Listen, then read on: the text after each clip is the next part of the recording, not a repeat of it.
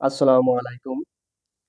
সপ্তম শ্রেণীর সুপ্রিয় শিক্ষার্থীবৃন্দ, তোমরা যারা আছো 2025 সালে, তোমাদের জন্য আমি সপ্তম শ্রেণীর গণিত অনুশীলনী 1.2 এর মূলদ ও অমূলদ সংখ্যার কিছু টিক আছে, সেই টিকগুলোর সমাধান নিয়ে এসেছি এবং খুব সহজে আমি তোমাদেরকে এই টিকগুলো বুঝিয়ে দেব। তোমরা যদি আমার এই ভিডিওটি সম্পূর্ণ দেখে থাকো, তাহলে আমি মনে করব সপ্তম শ্রেণীর গণিত নিয়ে আর তোমাদের কোনো সমস্যা থাকবে না ইনশাআল্লাহ। এই জন্য আমার এই ভিডিওগুলো তোমরা সম্পূর্ণ দেখবা এবং আমার চ্যানেলটি সাবস্ক্রাইব করে রাখবা। তাহলে আমি যখনই সপ্তম শ্রেণীর গণিত সমাধান করে ভিডিও আপলোড দিব, তোমরা সাথে সাথে পেয়ে যাবা। আমি সপ্তম শ্রেণীর, অষ্টম শ্রেণীর, নবম শ্রেণীর, দশম শ্রেণীর গণিত ঠিক এই একইভাবে ধারাবাহিকভাবে সব পর্ব বাই পর্ব দিব। ঠিক আছে প্রিয় শিক্ষার্থীবৃন্দ, তো আসো আমরা আর বেশি কথা বলবো না। সপ্তম শ্রেণীর গণিত 2025 সালের যে বই, এখন অনুশীলনী 1.2 এর অঙ্ক সমাধান করাবো। ঠিক, দুটি ক্রমিক সংখ্যার বর্গের অন্তর 19 দেওয়া আছে।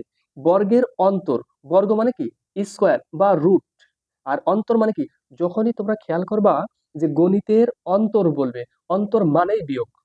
অর্থ মানে, অন্তর মানে কি, যে বিয়োগ। এই তত্ত্ব থেকে 4 ও 5 নম্বর প্রশ্নের উত্তর দাও। এটি 4 নম্বর প্রশ্ন। তাহলে আসো, একটি সংখ্যা 10 হলে অপরটি কত? একটি সংখ্যা 10 হলে অপরটি কত? তাহলে আসো প্রিয় শিক্ষার্থীবৃন্দ, খেয়াল করো যে এইটি আমি, যেহেতু অপর সংখ্যাটি, তাহলে অপর সংখ্যাটি তোমরা ধরে নাও ক। অপর সংখ্যাটা কি? ক বলেছে। এটা আমি লিখে দিই যে অপর সংখ্যা।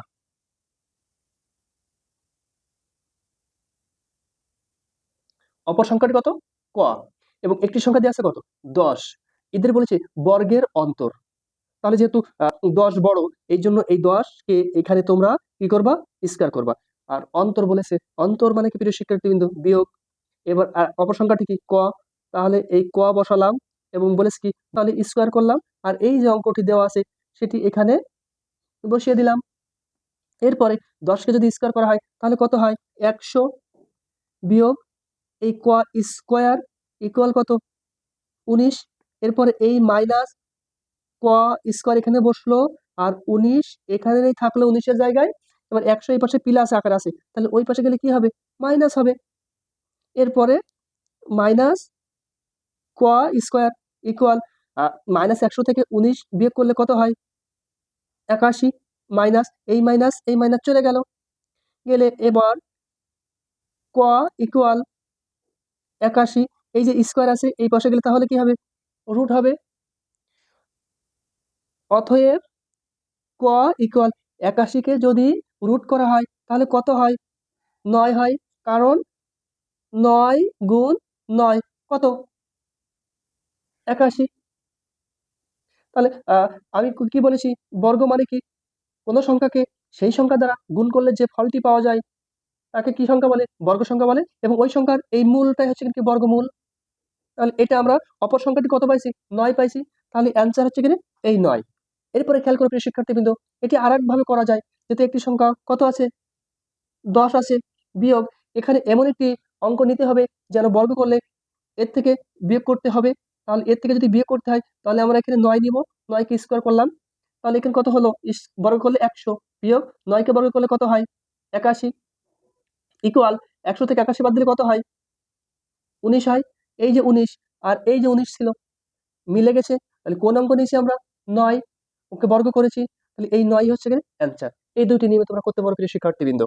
এরপরে আসো, আমি 4 নম্বর হয়ে গেল, 5 নম্বর অঙ্কের সমাধান করব। এবার বলছে সংখ্যা দুটির বর্গের যোগফল কত? সংখ্যা দুটি, তাহলে একটি সংখ্যা পাইছি কত? 9। আর একটি সংখ্যা কত?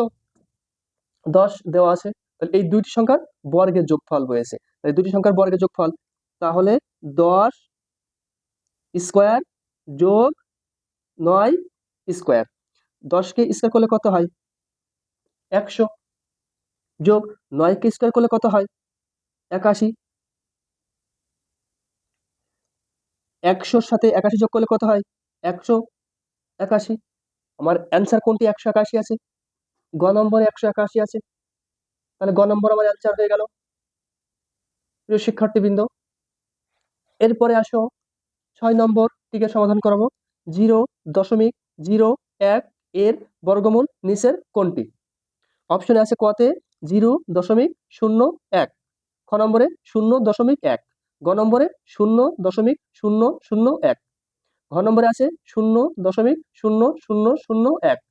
তাহলে এটা কি করবা তোমরা? বর্গমূল করবা। 0.01 এটি দুইটি করে আবদ্ধ করে ফেলে দিলাম, এই পয়েন্ট তুলে দিলাম, এই জন্য এই জায়গাটায় পয়েন্ট। এখানে 0.1, তখন বামে শূন্য কি আর মূল্য থাকলো না। এরপরে কি 1 1 কে কত 1 মিলে গেল, উত্তর পেলাম কত 0.1। তাহলে 0.1 উত্তর কোথায় আছে? আর এখানে একটা শূন্য বসে, তাহলে এই যে 0.1 অ্যান্সার, তাহলে এই খ নম্বর অ্যান্সার। বাস ঠিক হয়ে গেল।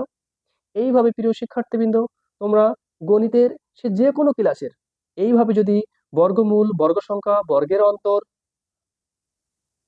ভগ্নাংশ আকারে প্রকাশ করতে বলে, দশমিক ভগ্নাংশ প্রকাশ করতে পারে, তাহলে অসংখ্য অঙ্ক তোমরা করতে পারবে। আগে তোমাদের খেয়াল করতে হবে যে অঙ্কের বেসিক জিনিসগুলো, যে বর্গ কি, বর্গের অন্তর কি, বর্গমূল কি, মূলদ সংখ্যা কি, অমূলদ সংখ্যা কি, পূর্ণ সংখ্যা কি, ভগ্নাংশ কি, ভগ্নাংশ কত প্রকার ও কে কি। ঠিক আছে প্রিয় শিক্ষার্থীবৃন্দ, তো আমি তোমাদের কাছে একটা রিকোয়েস্ট করব যে আমার ভিডিওটি তোমরা সম্পূর্ণ দেখবা এবং আমার চ্যানেলটি সাবস্ক্রাইব করবা। তাহলে আমি যখনই কোনো নতুন ভিডিও আপলোড দিব তখন তোমরা সাথে সাথে পেয়ে যাবা। আমি এইভাবেই ঠিক সপ্তম শ্রেণীর গণিত ধারাবাহিকভাবে ভিডিও আপলোড দিব তোমাদের উপকারের জন্য। আমি চাই যে এদেশের শিক্ষার্থীরা গণিত সম্পর্কে যেন আর তাদের কোনো ভয় না থাকে। এই নিয়ে আমি এই গণিত সমাধান করিয়ে থাকছি। যদি একটু